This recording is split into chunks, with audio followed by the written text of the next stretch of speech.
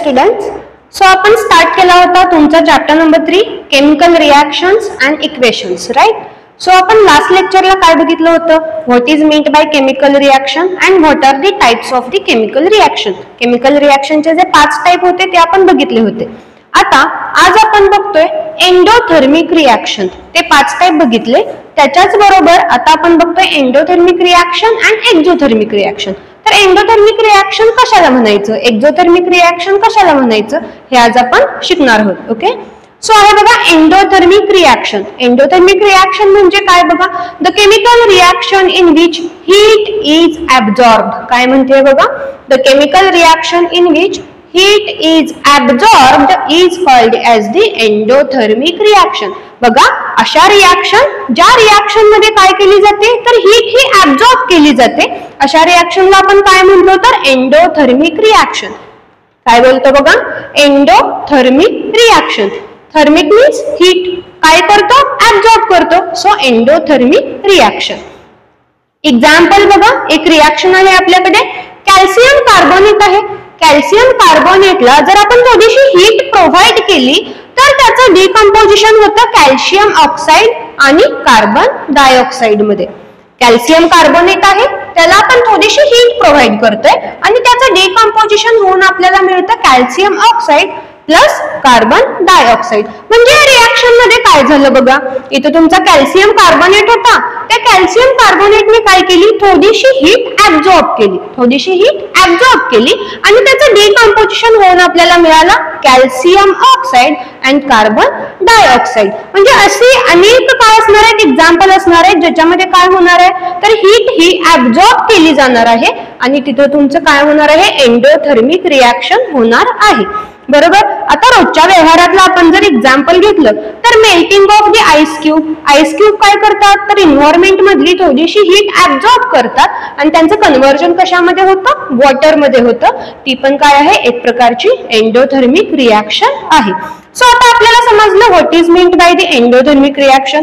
Endothermic reaction बरोबरच next reaction आपण बघूया, एक्झोथर्मिक रिएक्शन. आता एंडोथर्मिक म्हणजे आपल्याला समजलं अशा रिएक्शन ज्याच्यामध्ये काय केली जाते, हीट ऍब्झॉर्ब केली जाते, त्या असतात एंडोथर्मिक रिएक्शन.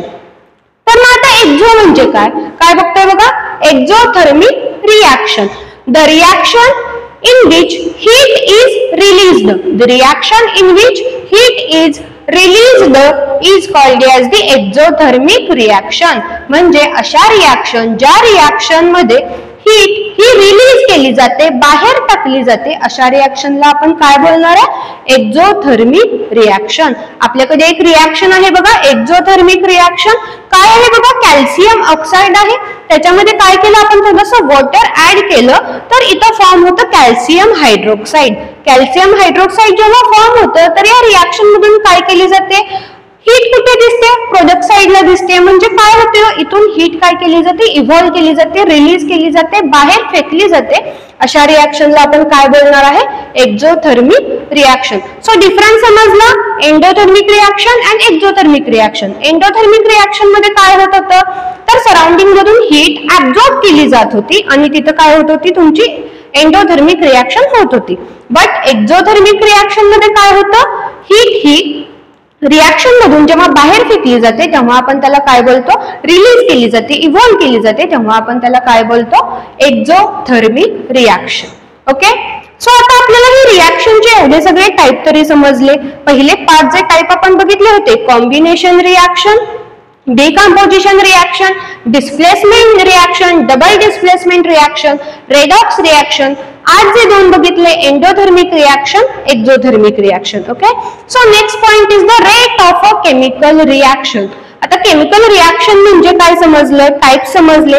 आता काय बघतोय बघा, rate of a chemical reaction. What is meant by the rate of the chemical reaction.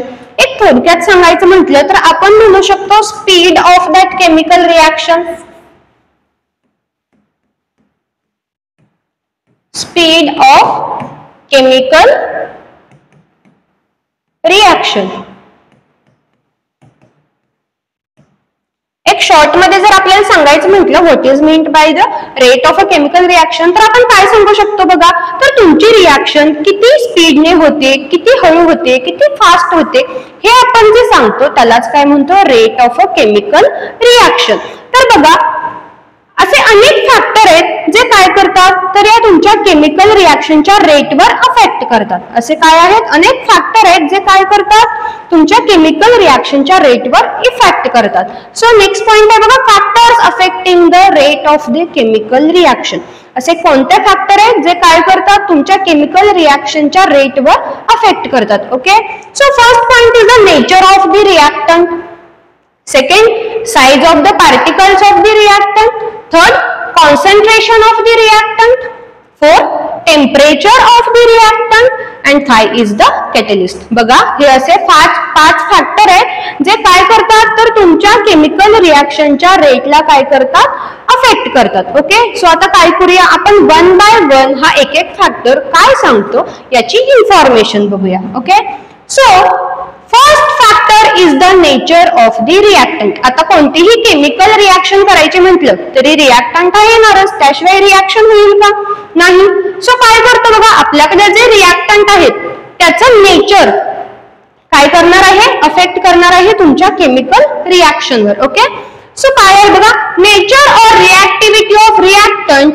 Nature or reactivity of reactant influences the rate of chemical reaction. तुमचा रिॲक्टंटचा नेचर किंवा त्याची रिॲक्टिव्हिटी काय आहे याच्यावर डिपेंड असणार आहे तुमच्या केमिकल रिॲक्शनचा रेट किती असणार आहे ते. Correct. So one example is there, aluminium is more reactive than zinc, therefore aluminum is more reactive than zinc, therefore rate of a reaction of aluminum with hydrochloric acid is higher than that of the zinc. काय सांगितलंय बघा, आपल्याकडे एक aluminium आहे आणि आपल्याकडे काय आहे, झिंक आहे, बरोबर. पण काय सांगतो बघा, ॲल्युमिनियमची रिॲक्टिव्हिटी झिंक पेक्षा काय आहे, जास्त आहे. So therefore rate of a chemical reaction of aluminum with hydrochloric acid, जेव्हा आपण या दोघांची HCl बरोबर काय करतो, रिॲक्शन करतो, तर काय सांगितलं, aluminium is higher than that of the zinc. का, कारण ॲल्युमिनियमची रिॲक्टिव्हिटी काय आहे, जास्त आहे झिंक पेक्षा, म्हणून काय करतो, ॲल्युमिनियम हायड्रोक्लोरिक ऍसिड बरोबर रिॲक्शन काय दाखवतो, फास्ट दाखवतो. ओके, सो हे होतं नेचर ऑफ द रिॲक्टंट. तुमच्या रिॲक्टंटचं नेचर आणि रिॲक्टिव्हिटी काय करेल, सांगेल किंवा ठरवेल की तुमच्या केमिकल रिॲक्शनचा रेट काय असेल. Okay, so next factor is the size of the particles of the reactant. एक बघितलं nature of the reactant, next is the size of the particles of the reactant.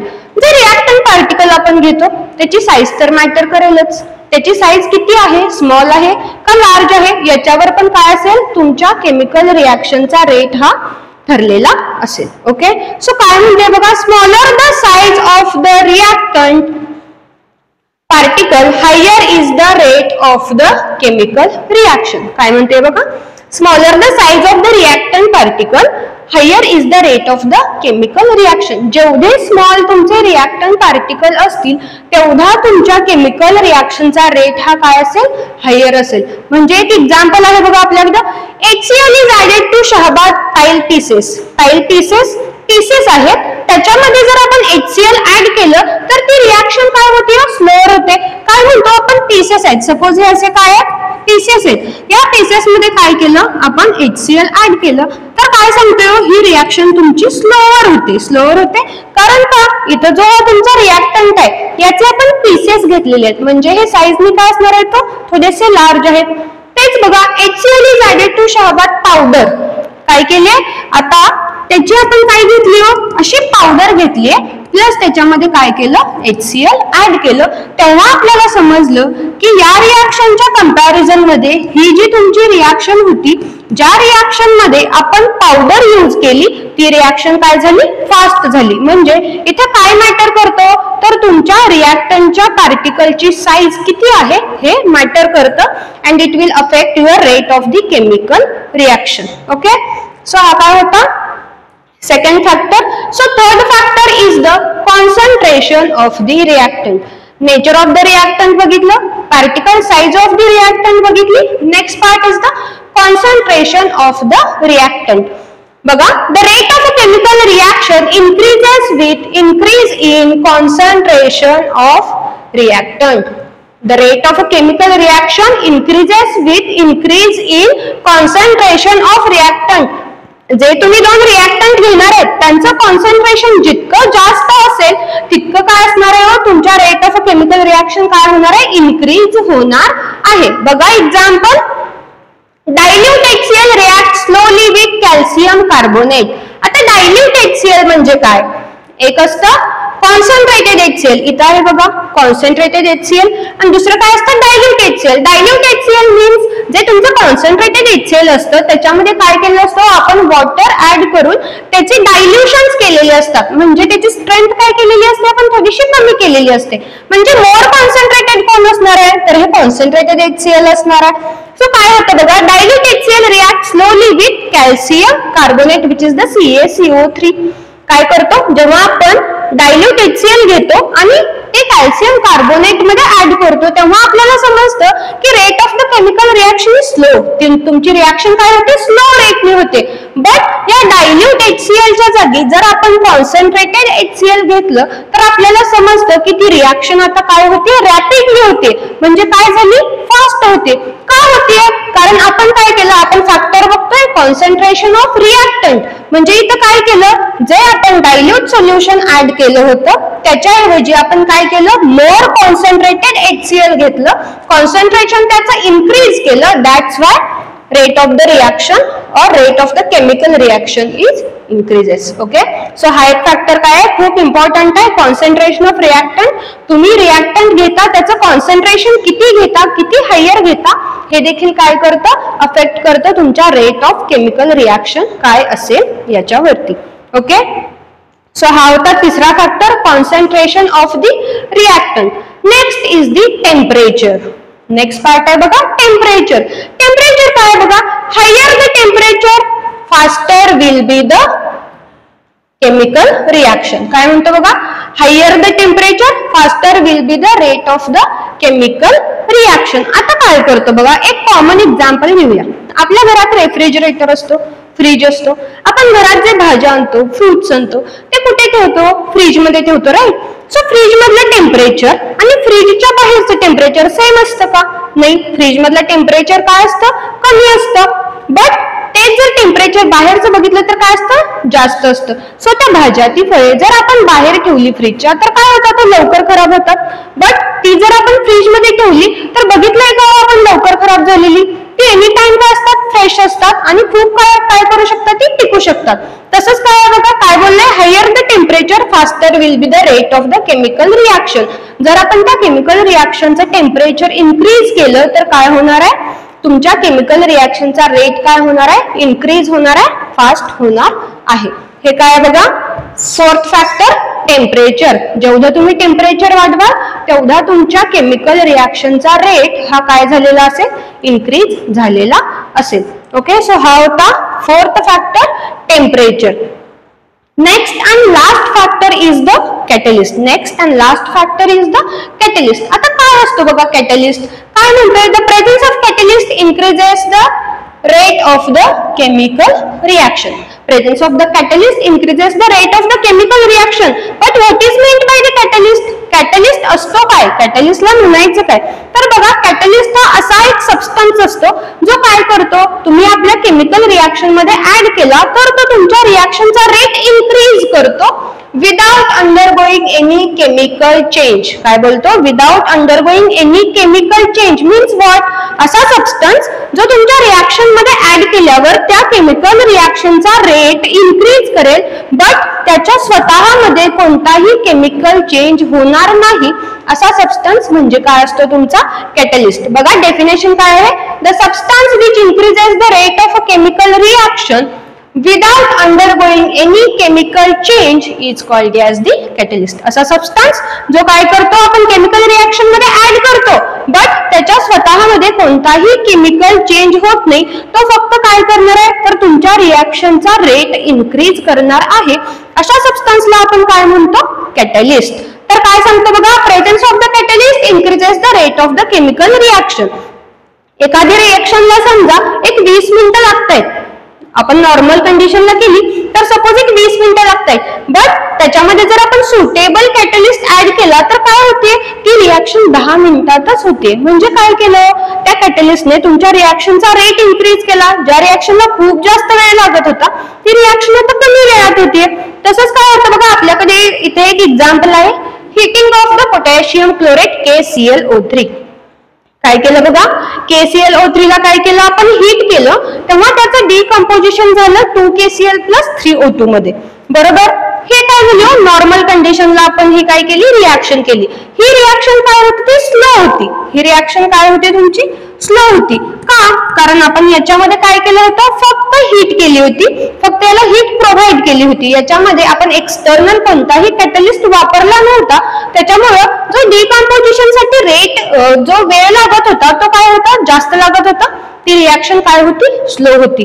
But त्याच्यामध्ये जेव्हा आपण कॅटलिस्ट वापरला MnO2, काय बघा, कॅटलिस्ट जो आपण वापरला MnO2 which is the manganese dioxide, हा कॅटलिस्ट जेव्हा आपण या रिॲक्शन मध्ये काय करतो, ऍड करतो, तेव्हा काय करतो, तर हा कॅटलिस्ट या रिॲक्शनचा रेट इन्क्रीज करतो आणि या रिॲक्शन जी स्लो रेटने होत होती ती काय होते तुमची, फास्ट होते. काय होती हो, कारण आपण याच्यामध्ये काय केला, एक कॅटलिस्ट ऍड केला which is the manganese dioxide MnO2.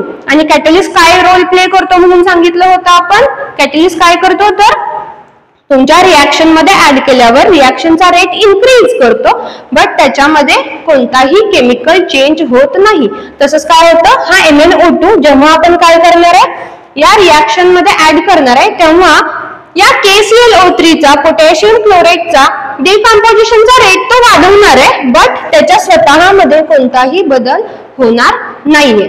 So हे होते तुमची rate of the chemical reaction and factors affecting the rate of the chemical reaction. Okay, सगळ्यांना सगळे पॉइंट समजले असतील. सो राहिलेला पार्ट आहे which is the chemical equation, तो आपण नेक्स्ट लेक्चरला बघूया. थँक्यू.